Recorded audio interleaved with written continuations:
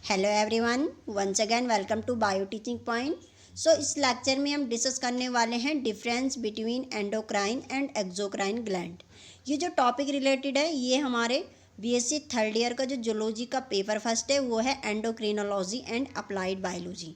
तो एंडोक्रिनोलॉजी के टॉपिक को डिस्कस करने से पहले मैं इस टॉपिक को आपको समझाना चाहती हूँ ताकि जो एंडोक्रिनोलॉजी के जितने भी टॉपिक है वो आपको आसानी से समझ आ सके। क्योंकि एंडोक्रिनोलॉजी में क्या होता है, एंडोक्रिनोलॉजी बायोलॉजी की वह ब्रांच है जिसमें हम एंडोक्राइन ग्लैंड की स्टडी करते हैं, अध्ययन करते हैं। ओके, एंडोक्राइन ग्लैंड में क्या होता है, हम डिफरेंट डिफरेंट टाइप की ग्लैंड के बारे में पढ़ते हैं जो कि क्या करते हैं, हार्मोन्स को सिक्रीट करते हैं। तो इसी टाइप से 9 ग्लैंड ऐसी है जो एंडोक्राइन ग्लैंड में आती है। तो एंडोक्राइन ग्लैंड को हम अंतःस्रावी ग्रंथि भी कहते हैं जो कि क्या करती है, हार्मोन्स को सिक्रीट करने का काम करती हैं। तो एंडोक्राइन ग्लैंड के बारे में पढ़ने से पहले मैं इनके बीच जो डिफरेंस है उनको बताना चाहूँगी कि एंडोक्राइन ग्लैंड में क्या डिफरेंस है एंड एक्सोक्राइन ग्लैंड में क्या डिफरेंस है, ताकि आप आगे अगर ग्लैंड पढ़ेंगे एंडोक्राइन ग्लैंड की तो आपको आसानी से वो टॉपिक समझ आ सके। ओके, एंड यह जो टॉपिक है ये ओनली बीएससी से रिलेटेड नहीं है, ये काफ़ी इम्पॉर्टेंट टॉपिक है जो कि हमारे 12th एग्ज़ाम में भी आते हैं, 11th में भी आते हैं। एंड यदि आप किसी कम्पिटिटिव एग्ज़ाम की तैयारी भी कर रहे हैं तो उससे तो हार्मोन से कई क्वेश्चन पूछे जाते हैं। ओके, कि मतलब सबसे बड़ी ग्लैंड क्या है, सबसे छोटी ग्लैंड कौन सी है, एंडोक्राइन ग्लैंड में कौन कौन सी ग्लैंड आती है एंड एक्सोक्राइन ग्लैंड में कौन कौन सी ग्लैंड आती है। तो काफ़ी क्वेश्चन हमें उससे पूछे जा सकते हैं। ओके, इस पॉइंट को डिस्कस करने से पहले हम 3 पॉइंट्स में डिस्कस करेंगे जो कि है ग्लैंड, हार्मोन्स एंड एंजाइम, जिनके बारे में हम इस टॉपिक में आगे पढ़ेंगे। ओके, ये टर्म जो है ये इसमें यूज़ होंगे। तो आपको सबसे पहले एंजाइम के बारे में पता होना चाहिए, हार्मोन्स के बारे में पता होना चाहिए एंड ग्लैंड के बारे में पता होना चाहिए कि आखिर ये होते क्या है। ओके, सबसे पहले हम बात कर लेते हैं ग्लैंड्स के बारे में कि ग्लैंड्स क्या होती हैं। तो ग्लैंड एक ऐसी सेल्स होती है या सेल का ग्रुप होता है, या सेल के ग्रुप को हम टिश्यू भी कह सकते हैं। ओके, ऐसी सेल या सेल का ग्रुप जो कि केमिकल सब्सटेंस, जैसे कि क्या होते हैं केमिकल सब्सटेंस, कौन कौन से होते हैं, हार्मोन्स, एंजाइम, म्यूकस जैसे चीज़ को बनाती है। ओके, ग्लैंड्स ऐसी सेल्स या सेल्स का ग्रुप होती है जो कि क्या करती है, केमिकल सब्सटेंस का फॉर्मेशन करती है। एंड केमिकल सब्सटेंस कौन कौन से, हमारे हार्मोन्स हो गए, एंजाइम्स हो गए, जूस हो गए, स्वेट्स हो गया। तो बहुत सारी चीज़ें ये क्या है, केमिकल सब्सटेंस। तो ग्लैंड इसी को कहते हैं जो क्या करती है, केमिकल सब्सटेंस का फॉर्मेशन करती है। ओके, एंड यदि ग्लैंड के टाइप की बात करें तो ग्लैंड की जो टाइप है उन्हें हम 3 टाइप में डिवाइड करते हैं। 3 टाइप में डिवाइड करते हैं। एक होता है एंडोक्राइन ग्लैंड जिसे कि हम अंतःस्रावी ग्रंथि कहते हैं, एंड जो कि इनका नंबर कितना होता है, 9 ऐसी ग्लैंड है जो एंडोक्राइन ग्लैंड में आती है।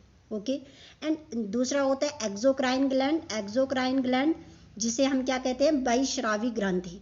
तो एक्सोक्राइन ग्लैंड टोटल कितनी होती है, 7 होती है। इनके नंबर भी पूछे जा सकते हैं। ओके, एंड इसके एग्जाम्पल की बात हम आगे करेंगे। ओके, एंड 3 टाइप की जो ग्लैंड होती है वो होती है मिक्स्ड ग्लैंड या मिश्रित ग्रंथि। तो ये एक ही टाइप की होती है जैसे कि pancreas. Okay, and endocrine and exocrine gland की जो एग्जाम्पल है वो हम आगे इस टॉपिक में बात करेंगे। ओके, दूसरा टॉपिक है वो है हार्मोन्स। तो सबसे पहले जो हार्मोन्स का टर्म यूज किया था वो किया था स्टारलिंग ने। ओके, स्टारलिंग एक वैज्ञानिक है जिन्होंने क्या किया था, हार्मोन्स टर्म का यूज किया था। ओके, उसके बारे में बताया था। ओके, एंड जो सबसे पहले हार्मोन्स डिस्कवर किया गया था वो किया गया था सिक्रेटिन। एंड किसके द्वारा डिस्कवर किया गया था, Bayliss and Starling. Bayliss and Starling के द्वारा क्या किया गया था, सिक्रेटिन हार्मोन सबसे पहले डिस्कवर किया गया था। ओके, बेसिकली यदि हार्मोन्स की बात करें कि हार्मोन्स क्या होता है, तो हार्मोन्स वह केमिकल सब्सटेंस होते हैं जो हमारे शरीर में डक्टलेस ग्लैंड या एंडोक्राइन ग्लैंड के द्वारा क्या होती है, स्रावित होती है। यह हार्मोन्स वह रासायनिक पदार्थ होते हैं जो हमारे शरीर में नलिका विहीन ग्रंथियां या अंतःस्रावी ग्रंथियों के द्वारा स्रावित होती है। तो ये हार्मोन्स हमारे शरीर में क्या करते हैं, तो सबसे पहले हार्मोन्स जितने भी लिविंग ऑर्गेनिज्म होते हैं उनकी बॉडी में पाए जाते हैं। ओके, तो हार्मोन्स हमारे शरीर में क्या करते हैं, जितनी भी हमारे शरीर में बायोलॉजिकल एक्टिविटीज़ होती है, जितनी भी जैविक गतिविधियाँ होती है, उनको नियंत्रित करने का काम करती है, उनका नियमन करती है। ओके, हार्मोन्स क्या करते हैं, जितनी भी हमारे शरीर में बायोलॉजिकल एक्टिविटीज़ होती है उन सब का क्या करती है, नियंत्रित करती है या नियमन करती है। ओके, एंड यदि हम हार्मोन्स की फॉर्मेशन की बात करें कि हार्मोन्स किसके द्वारा बने होते हैं, तो हार्मोन्स बेसिकली डिफरेंट सब्सटेंस के द्वारा बने होते हैं। तो कुछ हार्मोन्स हमारे स्टेरॉइड के द्वारा बने होते हैं, एंड कुछ हार्मोन्स प्रोटीन्स के द्वारा बने होते हैं, एंड कुछ हार्मोन्स अमीनो एसिड के द्वारा बने होते हैं। तो जो हार्मोन्स स्टेरॉइड के द्वारा बने होते हैं उन्हें हम स्टेरॉइड हार्मोन्स कहते हैं, एंड जो हार्मोन्स प्रोटीन्स के द्वारा बने होते हैं उन्हें हम प्रोटीन्स हार्मोन्स कहते हैं, एंड जो हार्मोन्स हमारे अमीनो एसिड के द्वारा बने होते हैं उन्हें हम अमीनो हार्मोन्स कहते हैं। ओके, आई होप आपको समझ आ गया होगा हार्मोन्स क्या होता है। ओके, बेसिकली यदि हम यहाँ पे एंजाइम की बात करें कि एंजाइम क्या होते हैं, तो एंजाइम वह केमिकल सब्सटेंस होते हैं जो हमारे शरीर में एक कैटलिस्ट की तरह काम करता है, एंड कैटलिस्ट की तरह काम करके ये क्या करता है, जो डाइजेशन की जो प्रोसेस होती है उसकी दर को क्या करता है, बढ़ा देता है। या हम कह सकते हैं कि जितने भी लिविंग ऑर्गेनिज्म होते हैं उनके अंदर जो जितने भी फूड पार्टिकल होते हैं उनको डाइजेशन करने का जो काम करता है वो करता है एंजाइम। ओके, तो आई होप आपको यहाँ पे एंजाइम समझ आ गया होगा। तो एंजाइम किसके द्वारा सिक्रीशन होता है, एंजाइम का सिक्रीशन कौन करता है, तो एंजाइम का सिक्रीशन हमारी एक्सोक्राइन ग्लैंड करती है। ओके, जो 7 टाइप की जो ग्लैंड होती है एक्सोक्राइन ग्लैंड, वो क्या करती है, हमारी एंजाइम का सिक्रीशन करती है। कौन, एक्सोक्राइन ग्लैंड या बहिस्रावी ग्रंथियां। तो एंजाइम किसके द्वारा बने होते हैं, तो एंजाइम हमारे ओनली प्रोटीन्स के द्वारा बने होते हैं। प्रोटीन्स क्या करते हैं, एंजाइम का फॉर्मेशन करते हैं, एंजाइम बनाते हैं। ओके, सो यहाँ पे हम स्टार्ट कर लेते हैं difference between endocrine gland and exocrine gland. तो एंडोक्राइन ग्लैंड के टॉपिक को स्टार्ट करने से पहले या एक्सोक्राइन ग्लैंड के टॉपिक को स्टार्ट करने से पहले आपको सबसे पहले endocrine gland and exocrine gland के बीच में डिफरेंस पता होना चाहिए, तभी जाके आपको अच्छे से समझ आ सकेगा कि हार्मोन्स क्या होते हैं, एंजाइम्स क्या होते हैं, हार्मोन्स किसके द्वारा सिक्रीट होते हैं एंड एंजाइम किसके द्वारा सिक्रीट होते हैं। आपका यहाँ पे बेसिक कॉन्सेप्ट क्लियर हो जाएगा। ओके, तो फर्स्ट पॉइंट की यदि बात करें एंडोक्राइन में कि these are ductless gland are called, मतलब जो डक्टलेस ग्लैंड होती है उन्हीं को हम क्या कहते हैं, एंडोक्राइन ग्लैंड कहते हैं। ओके, तो एंडोक्राइन ग्लैंड क्या होती है, डक्टलेस ग्लैंड होती है। मतलब एंडोक्राइन ग्लैंड जो होती है, जितनी भी टाइप की एंडोक्राइन ग्लैंड होती है वो क्या करती हैं, हार्मोन्स का सिक्रीशन करती हैं। लेकिन हार्मोन्स का सिक्रीशन तो करती है, लेकिन वो क्या करते हैं, जब वो ऑर्गन्स के पास पहुंचती है तो बिना डक्ट के थ्रू क्या करती है, ऑर्गन्स के पास पहुंचती है। ओके, इनके लिए कोई स्पेसिफिक डक्ट नहीं होती है कि ये डक्ट उस हार्मोन्स को उस स्पेसिफिक ऑर्गन्स के पास ले जाएगी एंड वो ऑर्गन्स अपना फंक्शन करेगा। मतलब ये जब एंडोक्राइन जितनी भी हमारी एंडोक्राइन ग्लैंड होती है वो अपना सिक्रीशन किस में करती है, ब्लड में करती है, एंड ब्लड के थ्रू, अब ब्लड में किस में करती है, ब्लड में जो ब्लड कैपिलरीज होती है वो क्या करती है, उन हार्मोन्स को क्या करती है, टारगेट सेल के पास ले जाती है। ओके, एंड टारगेट सेल पे क्या लगे रहते हैं, रिसेप्टर लगे रहते हैं, एंड उन रिसेप्टर क्या करते हैं, उन्हें एक्सेप्ट करते हैं, एंड उन एक्सेप्ट करने से वो ऑर्गन्स क्या करते हैं, अपना फंक्शन शुरू कर देते हैं। ओके, तो इसका मतलब ये था कि डक्टलेस ग्लैंड, मतलब एंडोक्राइन ग्लैंड जो होती है वो डक्टलेस ग्लैंड होती है, वो बिना डक्ट के थ्रू क्या करती है, अपना हार्मोन्स का सिक्रीशन करती है। ओके, सो दूसरा जो पॉइंट है, यदि एक्सोक्राइन ग्लैंड की फर्स्ट पॉइंट की बात करें, यहाँ पे एक एक पॉइंट को लेके चलेंगे। ओके, ताकि आपको डिफरेंस पता चले। एक्सोक्राइन ग्लैंड यदि फर्स्ट पॉइंट की बात करें वो है दीज हैव डक्ट्स, मतलब इन ग्लैंड के पास क्या होती है, डक्ट होती है। मतलब यदि एक्सोक्राइन ग्लैंड यदि कोई एंजाइम बना रही है, यदि कोई म्यूकस बना रही है, तो ये क्या करती है, एक स्पेसिफिक, इनके लिए एक स्पेसिफिक डक्ट होती है, एक स्पेसिफिक नलिकाएं होती है जो क्या करती है, इनके एंजाइम एंड म्यूकस को क्या करती है, अपने पास लेती है एंड उसी ऑर्गन्स के पास पहुंचाती है जो जिसकी उसको ज़रूरत है। ओके, मतलब एक्सोक्राइन ग्लैंड क्या करती है, अपना जो सिक्रीशन करती है वो डक्ट के थ्रू करती है, मतलब डक्ट में करेगी एंड वही डक्ट क्या करेगी, उन एंजाइम एंड उन म्यूकस या जूस को क्या करेगी, उस स्पेसिफिक ऑर्गन्स के पास ले जाएगी एंड वही स्पेसिफिक ऑर्गन्स क्या कहे, उसमें क्या हो जाएगा, फंक्शन स्टार्ट हो जाएगा। ओके, सो यहाँ पे मैं आपको डायग्राम के थ्रू समझाऊंगी कि एंडोक्राइन ग्लैंड जब किसी चीज़ का सिक्रीशन करता है तो वो कैसे करता है, किस में डालते हैं, एंड जब एक्सोक्राइन ग्लैंड किसी चीज़ का सिक्रीशन करता है तो वो कैसे कैसे अपना फंक्शन करता है। ओके, तो माना ये कोई ग्लैंड है, ठीक है, ये कोई ग्लैंड है, मतलब ये कौन सी ग्लैंड है, ये एंडोक्राइन ग्लैंड है एंड यहाँ पे हमने कौन सी ग्लैंड बनाई है, ये हमने बनाई है एक्सोक्राइन ग्लैंड। तो एंडोक्राइन ग्लैंड के एग्जाम्पल मैं आगे समझाऊंगी एंड एक्सोक्राइन ग्लैंड के भी एग्जाम्पल मैं आगे समझाऊंगी। बस यहाँ पे आप देखते जा रहे हैं कि यहाँ पे ये कौन सी ग्लैंड है, ये हमारी एंडोक्राइन ग्लैंड है, ये हमारी एक्सोक्राइन ग्लैंड है। अब ये ग्लैंड क्या करेगी, एंडोक्राइन ग्लैंड क्या करती है, एंडोक्राइन ग्लैंड क्या करती है, हमारे हार्मोन्स का सिक्रीशन करती है।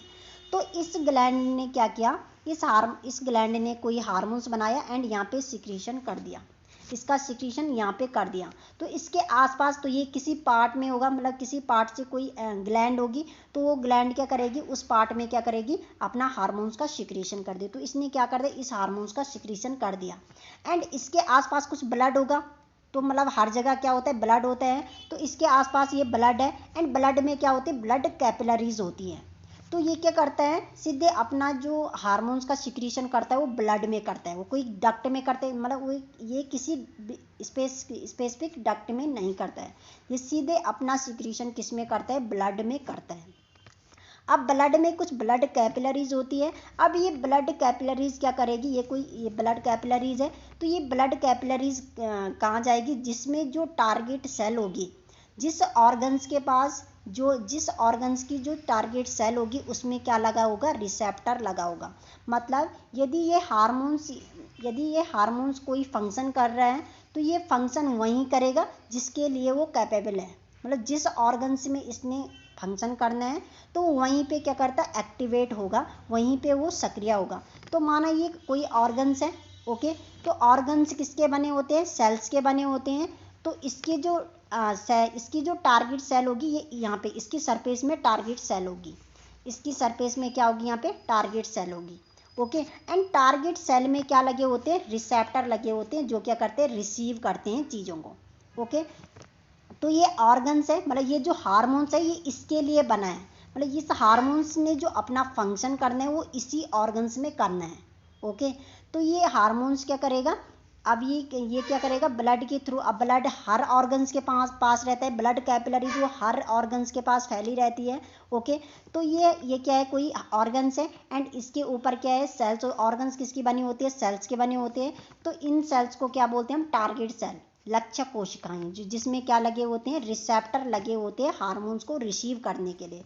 तो ये हार्मोन्स क्या करेंगे, ब्लड कैपिलरीज के थ्रू विभिन्न ऑर्गन्स के पास पहुंचेंगे, लेकिन ये हार्मोन्स हर जगह अपना फंक्शन शो नहीं करेंगे, वो उसी में करेंगे जिसमें उसके रिसेप्टर लगे होंगे। तो इस हार्मोन्स का रिसेप्टर यहाँ पे लगा है, इस टारगेट सेल में, इस ऑर्गन्स के टारगेट सेल में इस हार्मोन्स का रिसेप्टर लगा हुआ है और ये रिसेप्टर क्या करेगा, इस हार्मोन्स को अपने पास रिसीव करेगा एंड यही हार्मोन्स क्या करेगा, यहाँ अपना फंक्शन करेगा, इस ऑर्गन्स में अपना फंक्शन करेगा। तो इससे हम यह समझे कि मतलब यदि कोई हार्मोन्स का सिक्रीशन हो रहा है ब्लड में, तो वो हार्मोन्स हर जगह अपने, मतलब वो ब्लड क्या है, हर जगह पहुंचा रहता है, हर ऑर्गन्स में क्या होता है, ब्लड फैला रहता है। तो वो हार्मोन्स ब्लड के थ्रू जा रहे हैं तो हर जगह थोड़ी करेगा अपना फंक्शन, तो उसी पर्टिकुलर उसी ऑर्गन्स में करेगा जिसमें क्या होगा, जिसमें उसका रिसेप्टर लगा होता है, जिस टारगेट सेल में उसका रिसेप्टर लगा होगा, जिस ऑर्गन्स के टारगेट पर उसका रिसेप्टर लगा होगा, उसी में जाकर वो हार्मोन्स क्या करेगा, अपना फंक्शन करेगा। ओके, तो यहाँ पे कहने का मतलब ये था। सो आई होप यहाँ पे आपको समझ आ गया होगा कि जो एंडोक्राइन ग्लैंड होती है वो अपने हार्मोन्स का सिक्रीशन कैसे कैसे करती है, अपना फंक्शन कैसे कैसे करती है एंड कैसे कैसे उस हार्मोन्स को उस स्पेसिफिक ऑर्गन्स तक पहुँचाती है। सो अब हम यहाँ पे बात करने वाले एक्सोक्राइन ग्लैंड के बारे में कि एक्सोक्राइन ग्लैंड जो होती है वो कैसे कैसे अपना फंक्शन करती है। ओके। तो माना यहाँ पे ये क्या है, हमारा एक्सोक्राइन ग्लैंड है, ये कोई एक्सोक्राइन ग्लैंड है, ये बहिस्रावी ग्रंथि है। तो बहिस्रावी ग्रंथि या एक्सोक्राइन ग्लैंड कितने टाइप की होती है, ये होती है 7 टाइप की ग्लैंड। ओके, जैसे कि सलाइवरी ग्लैंड हो गई, टीयर ग्लैंड हो गई, लिवर हो गई, तो ये डिफरेंट डिफरेंट टाइप की ग्लैंड होती है एक्सोक्राइन ग्लैंड। तो माना ये कोई उनमें से एक है, उनमें उन 7 टाइप में से ये कोई क्या है, एक ग्लैंड है, एक एक्सोक्राइन ग्लैंड है। अब एक्सोक्राइन ग्लैंड का फंक्शन क्या होता है, एंजाइम का सिक्रीशन करना या एंजाइम का फॉर्मेशन करना, एंजाइम का सिंथेसिस करना। तो ये इसने क्या कर दिया, इस एक्सोक्राइन ग्लैंड ने क्या कर दिया, किसी एंजाइम का सिक्रीशन कर दिया। ओके, इसने कोई एंजाइम बना दिया, ये एंजाइम है, ठीक है, इसने क्या कर दिया, इस एंजाइम का सिक्रीशन कर दिया। अब यहाँ पे इम्पॉर्टेंट बात ये है कि जो एंडोक्राइन ग्लैंड होती है वो क्या करती है, हार्मोन्स का सिक्रीशन सीधे किस में करती है, ब्लड में करती है।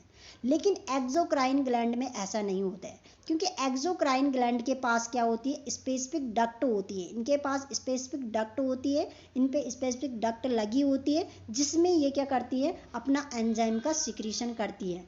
तो ये क्या है, ये कोई क्या है, स्पेसिफिक डक्ट है, ये कोई स्पेसिफिक डक्ट है। अब जो इस ग्लैंड ने, हाँ, इस ग्लैंड ने क्या कर दिया, एंजाइम का सिक्रीशन किया। तो ये जो इस ग्लैंड ने एंजाइम बनाया, उस एंजाइम का सिक्रीशन उसने क्या कर दिया, इस डक्ट में कर दिया। लेकिन जो एंडोक्राइन ग्लैंड थी वो क्या कर रही थी, अपना जो हार्मोन्स था उसका जिसका जो सिंथेसिस कर रहा, जिस हार्मोन्स का उसको वो सिंथेसिस कर रहा था, वो क्या कर रहा था, उसमें ब्लड में कर रहा था अपना सिक्रीशन, मतलब अपना हार्मोन्स का सिक्रीशन किस में कर रहा था, ब्लड में। लेकिन जो ये एक्सोक्राइन ग्लैंड होती है, ये अपना सिक्रीशन किस में करती, स्पेसिफिक डक्ट, इनके पास स्पेसिफिक डक्ट होती, स्पेशल टाइप की डक्ट होती है, जिसमें क्या करती है, अपना एंजाइम का सिक्रीशन कर देती है। ओके, तो माना ये कोई ग्लैंड है, ये कोई एक्सोक्राइन ग्लैंड है। ओके, ये कोई एक्सोक्राइन ग्लैंड है, एंड इसने क्या किया, यहाँ पे एंजाइम का सिंथेसिस किया, एंड अपना एंजाइम का जो सिंथेसिस, अपना जो सिक्रीशन है वो किस में छोड़ दिया, इस डक्ट में छोड़ दिया। अब यही डक्ट क्या करेगी, अब यही डक्ट उस स्पेसिफिक ऑर्गन्स के पास ले जाएगी, किसको, इस एंजाइम को, जो एक्सोक्राइन ग्लैंड के द्वारा जो एंजाइम बनाया गया, उस एंजाइम को उस स्पेसिफिक ऑर्गन्स के पास ले जाएगी, जहाँ पे उस एंजाइम ने अपना फंक्शन करना है। ओके, तो माना इस एंजाइम ने क्या करना है, अपना फंक्शन इस ऑर्गन्स के पास करना है, तो इस ऑर्गन्स तक ले जाएगी ये डक्ट। ये डक्ट क्या करती है, इस एंजाइम को इस स्पेसिफिक ऑर्गन्स तक पहुंचाती है। तो यहाँ पे यही डिफरेंस था कि जो एंडोक्राइन ग्लैंड होती है, ये जो अपना हार्मोन्स का सिक्रीशन करती है वो ब्लड में करती है, डायरेक्ट ब्लड में करती है, एंड ब्लड में जो ब्लड कैपिलरीज होती है उसके थ्रू वो क्या करती है, उसके थ्रू वो हार्मोन्स क्या करते हैं, अपने स्पेसिफिक ऑर्गन्स के पास पहुंचता है, जहाँ पे उसने क्या करना, अपना रूल करना है। ओके, लेकिन जो एक्सोक्राइन ग्लैंड होती है वो क्या करती है, अपना सिक्रीशन स्पेसिफिक डक्ट में करती है, एंड यही स्पेसिफिक डक्ट क्या करती है, उस ऑर्गन्स तक उस एंजाइम को पहुंचाती है, जहाँ पे उसने अपना फंक्शन करना है। ओके, तो जो यहाँ पे इम्पॉर्टेंट डिफरेंस था तो यही था। ओके, सो आपको यहाँ पे आपको समझ आ गया होगा। सो यदि नेक्स्ट पॉइंट की बात करें, एंडोक्राइन एंड एक्सोक्राइन की, यदि नेक्स्ट पॉइंट की बात करें, सिक्रीशन। तो सबसे पहले एंडोक्राइन ग्लैंड का सिक्रीशन है, ये किस चीज़ का सिक्रीशन करती है। तो जितने भी टाइप की एंडोक्राइन ग्लैंड होती है, जितने भी टाइप की 9 टाइप की जो एंडोक्राइन ग्लैंड होती है, अंतःस्रावी ग्रंथि होती है, ये क्या करती है, हार्मोन्स का सिक्रीशन करती है। ये ओनली किसका सिक्रीशन करती है, हार्मोन्स का सिक्रीशन करती है, ओनली यहाँ पे पैनक्रियाज को छोड़कर, क्योंकि पैनक्रियाज क्या करती है, हार्मोन्स का सिक्रीशन भी करती है एंड एंजाइम का सिक्रीशन भी करती है, इसीलिए हम उसको क्या कहते हैं, मिक्सिड ग्लैंड भी कहते हैं। ओके, एंड यदि हम यहाँ पे एक्सोक्राइन ग्लैंड की बात करें, तो ये किस किस चीज़ का सिक्रीशन करती है, जितने भी टाइप की एक्सोक्राइन ग्लैंड होती है, 7 टाइप की एक्सोक्राइन ग्लैंड होती है, ये किस किस चीज़ का सिक्रीशन करती है, ये करती है स्वेट का सिक्रीशन, म्यूकस का सिक्रीशन एंड एंजाइम का सिक्रीशन। तो ये 3 चीज़ों का सिक्रीशन करती है, स्वेट का सिक्रीशन भी करती है, म्यूकस का सिक्रीशन भी करती है एंड एंजाइम का सिक्रीशन भी करती है, मतलब ये तीनों चीज़ बनाती है। ओके, तो एंडोक्राइन ग्लैंड हार्मोन्स का सिक्रीशन करती है, हार्मोन्स का फॉर्मेशन करती है, एंड एक्सोक्राइन ग्लैंड क्या करती है, स्वेट, म्यूकस एंड एंजाइम का सिक्रीशन करती है, इनका सिंथेसिस करती है। ओके, सो यदि हम यहाँ पे थर्ड पॉइंट की बात करें, यदि हम एंडोक्राइन ग्लैंड की थर्ड पॉइंट की बात करें, वो है secretion are poured directly in blood target cell. जैसे कि मैंने आपको पहले भी बताया था कि जितने भी टाइप की एंडोक्राइन ग्लैंड होती है वो क्या करती है, अपना सिक्रीशन डायरेक्ट किस में करती है, ब्लड में करती है। जो उस जिस चीज़ का उसने सिंथेसिस किया उसका जो सिक्रीशन है वो सीधे डायरेक्ट ब्लड में करेगी। एंड ब्लड के थ्रू, ब्लड कैपिलरीज के थ्रू किस में जाएगी, टारगेट सेल में जाएगी। एंड टारगेट सेल के ऊपर जो रिसेप्टर लगे होंगे, उस हार्मोन्स के जो रिसेप्टर लगे होंगे वो क्या करेंगे, उसको रिसीव करेंगे। एंड वो हार्मोन्स क्या करेंगे, उस ऑर्गन्स पर क्या करेगा, अपना फंक्शन करेगा। तो माना यहाँ पे क्या है, माना ये क्या है, कोई ग्लैंड है, ये कोई एंडोक्राइन ग्लैंड है। एंड इसने क्या कर दिया, अपना हार्मोन्स बनाया एंड अपना हार्मोन सीधे ब्लड में कर दिया, ब्लड में सिक्रीशन कर दिया इसका। ओके, इस हार्मोन्स ने, सॉरी, इस ग्लैंड ने अपना हार्मोन्स का सिक्रीशन सीधे डायरेक्ट किस में कर दिया, ब्लड में कर दिया। एंड ये कौन है, एंडोक्राइन ग्लैंड है। ओके, तो इसमें क्या होगी, कोई ब्लड कैपिलरीज होगी, क्योंकि ब्लड में क्या होती है, बहुत सारी ब्लड कैपिलरीज होगी। एंड ब्लड कैपिलरीज बहुत सारे ऑर्गन्स तक फैली रहती है। सभी ऑर्गन्स, हर जगह क्या होती है, ब्लड कैपिलरीज फैली रहती है, जो क्या करती है, बहुत सारी चीज़ों को क्या करती है, आदान प्रदान करती है। तो इसी टाइप से ये हार्मोन्स जो इस ब्लड कैपिलरीज के थ्रू किस में गए, हर ऑर्गन्स के पास जाएगा। लेकिन ये अपना फंक्शन वहीं पे करेगा जिस ऑर्गन्स के टारगेट सेल कहाँ पे लगी होती है, उस ऑर्गन्स के सरफेस पे क्या लगे होते हैं, target cell. And target cell में क्या लगे होंगे, रिसेप्टर लगे होंगे। ये क्या है, हमारे रिसेप्टर लगे होंगे। ठीक है, तो टारगेट सेल किसे कहते हैं, लक्ष्य कोशिकाएं भी कहते हैं। ओके, तो टारगेट सेल में क्या लगे होंगे, रिसेप्टर लगे होंगे। तो ये हार्मोन्स वहीं पे अपना इफेक्ट करेगा, अपना फंक्शन करेगा जहाँ पे इसकी रिसेप्टर लगे होंगे। तो अलग अलग हार्मोन्स के लिए अलग अलग रिसेप्टर लगे होते हैं। तो माना ये कोई ऑर्गन्स है, तो इस हार्मोन्स का जो रिसेप्टर है वो इसमें लगा, इस टारगेट सेल में, इस ऑर्गन्स के टारगेट सेल में लगा हुआ है इसका रिसेप्टर। तो ये रिसेप्टर क्या करेगा, इस हार्मोन्स को रिसीव कर देगा एंड ये क्या करेगा, अपना फंक्शन कर देगा इस ऑर्गन्स के अंदर। ओके, तो इस तरह से हमारी जो एंडोक्राइन ग्लैंड होती है वो इस तरह से अपना फंक्शन करती है। ओके, एंड यदि हम यहाँ पे एक्सोक्राइन ग्लैंड की बात करें, यदि हम एक्सोक्राइन ग्लैंड की थर्ड पॉइंट की बात करें, वो है secretion reaches target organs internal या इंटरनल ऑर्गन्स ऑफ डक्ट।